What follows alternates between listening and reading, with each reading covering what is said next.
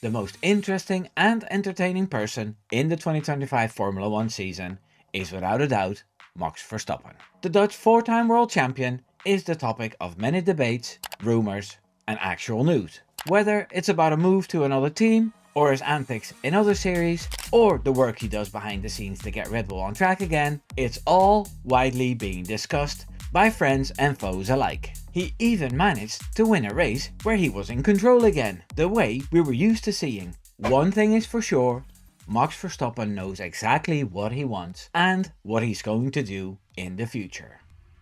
Let's see what that is. Based on Max Verstappen's past comments, his longevity in Formula 1 depends on how competitive he and his team are.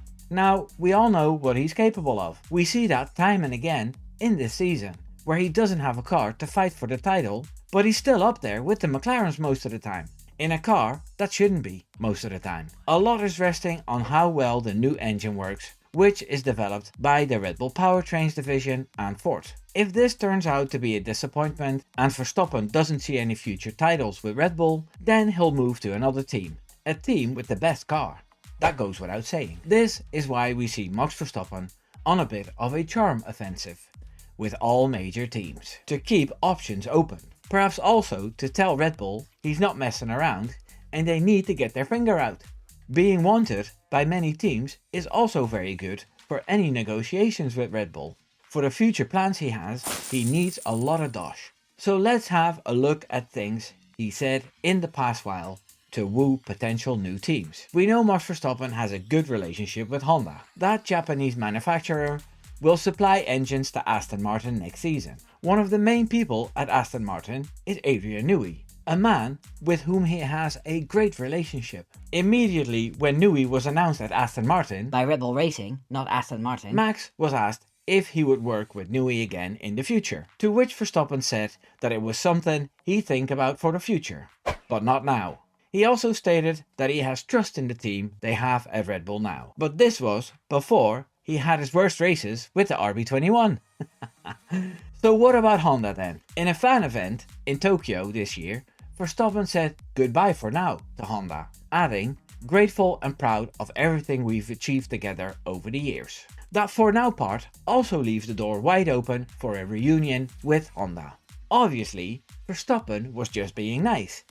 And we know he's fond of Honda since he knew them from when Jos, his father, was involved with them in 1999. Let's see which team he also flirted with. Well, he talked about the team in red. The Maranello-based F1 team, Scuderia Ferrari, is a dream team for many F1 drivers. Unfortunately for them, Max is very realistic and doesn't dream.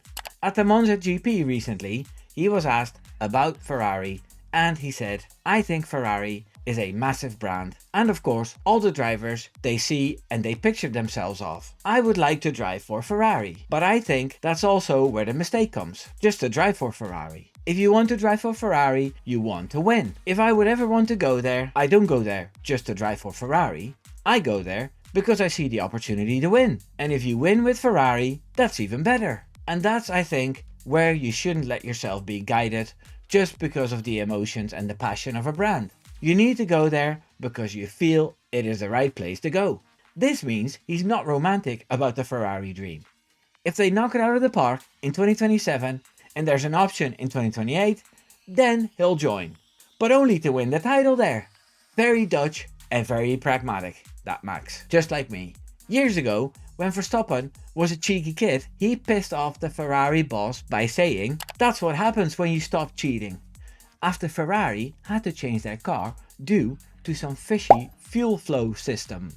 He's much more polished now. The Tifosi booed him terribly in 2022 when he won in Monza. But this year, after Imola and Monza, the Italians were singing "Do do do do, Max Verstappen." They would love Max to join their team and knock some sense into them like Schumacher did. Which other team is Verstappen tied with? It's on the tip of my tongue. It's with Toto Wolff's team, Mercedes of course. Max and Toto hang out on yachts together and Wolff openly admits that he regrets not having been able to sign Verstappen in 2015. He's doing everything he can to sign him now, to a point where Mercedes drivers Antonelli and Russell are unsure about their future long term, and it's making the contract negotiations for Russell a lot more complicated. Verstappen doesn't say too much about it, just that he's working hard to improve the car now, but he's definitely open to a move to Brackley if they have the best package. That's something that keeps coming back. He's in control of his future, whether that's with Red Bull or any other team, and I respect the hell out of him for that. In the meantime, Max Verstappen is working closely with Mekies and the team on the cars for the rest of the season and next season.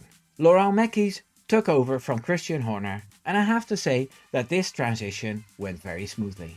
Horner is paid what he was due, and Mekies is signed on in all the positions Horner was the boss. To me, Red Bull feels completely different now, in a positive way. Maybe it's because they won again at the Monza GP, but before that, the vibe was also good. Verstappen and Mekies have been praising each other lately. Max said that previously they had been shooting left and right to get the right setup, but with Mekies' technical background, better questions were asked, and that showed. Verstappen believed Mekies could help with sorting out a fast car for 2026.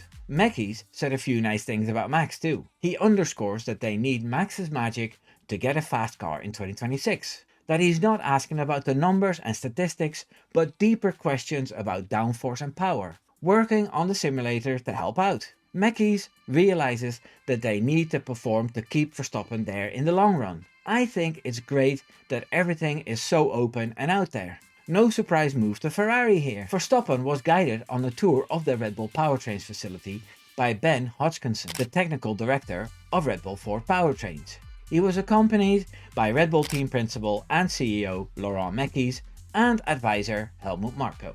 The group discussed progress on the 2026 Power Unit project, described by the team insiders as a Mount Everest challenge due to its complexity and the shift to 50% electrical power under new FIA rules. This collaboration aims to position Red Bull competitively against established manufacturers like Mercedes and Ferrari. This just shows once again how hands-on Max Verstappen is with this whole project, something that Jim Farley from Ford also noticed. He calls Max a pillar in the success of the Ford-Red Bull collaboration. He has everyone's attention and he's pushing every department to the max. You could say Verstappen is in control there as well. If you're enjoying this video, I'm Wimbo. Here's 3 seconds to leave a like.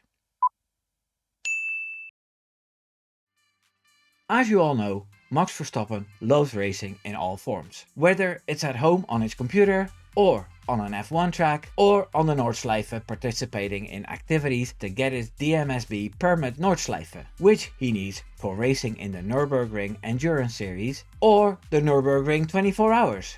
If you want to be specific, he is undertaking a mandatory driver training course, which includes theoretical lessons and an e-learning session to learn the specifics of Nordschleife events, such as Code 60 and Code 120 rules. In the afternoon, from 2 p.m. to 4 p.m, he was completing 8 laps in the production car behind an instructor to learn the track's racing lines. Following this, from 4 p.m. to 6 p.m, he was scheduled to drive 8 laps in his designated race car, a Porsche 718 Cayman GT4 Club Sport, during a free practice session. These activities were all in preparation for his participation in the NLS 7 race on Saturday.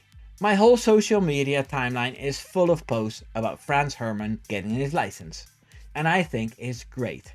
I'm pretty sure that whatever series Max drives in next, there will be a huge influx of new fans for that sport. I'm not sure if the endurance purist will enjoy being overrun by the Orange Army, but the organizers and the sponsors will love it, no doubt. Then there's also talk about Verstappen buying a MotoGP team. With that series being bought by Liberty Media, we can expect racing on 2 wheels to become a lot bigger as well. Buying into a team would be a solid investment. That's why Lewis Hamilton is looking into it as well. To top it all off, Max Verstappen loves his iRacing as well. He's part of Team Redline and has a lot of fun streaming those races online. He's a racer through and through, and it's quite impressive how he manages to incorporate almost everything he wants to do in his busy life. It's safe to say he's in control of his own agenda. He mixes his duties with fun activities as well. I really admire how he organized all this and still manages to be a loving father and a good partner. I sometimes see jealous women being nasty about the age difference between Max and Kelly, but when I see them together, I see they make a great couple. He probably knows from his own family how not to do things, and he's making the right decisions. So even in his private life, he's disciplined and he knows what he wants. While enjoying family time, Max Verstappen is truly in control of everything. I checked my analytics the other day and I noticed more than half of you who watch my videos aren't subscribed. I have a goal to reach 5k subscribers before the year is over. So you do me a huge favor if you tap that subscribe button. Take care now. Doei doei.